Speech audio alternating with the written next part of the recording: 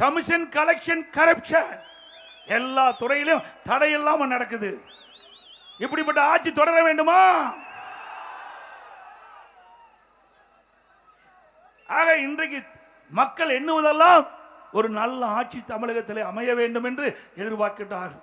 அப்படிப்பட்ட ஆட்சியை அதிமுக கட்சியால் மட்டும்தான், அதிமுக கூட்டணியில் அங்க வைக்கின்ற கட்சிகள் வெற்றி பெற்று அதிமுக பெரும்பான்மையான இடங்களில் வெற்றி பெற்று தனி பெரும்பான்மையோடு ஆட்சி அமைக்க மக்கள் எதிர்பார்க்கிறார்கள்.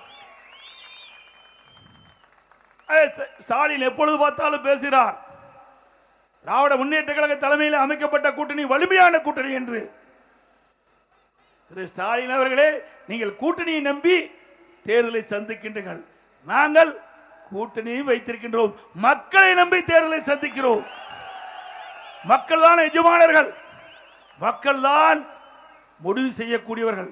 யார் ஆட்சிக்கு வர வேண்டும் என்று முடிவு செய்யக்கூடிய அதிகாரம் மக்களிடத்தில் இருக்கின்றது.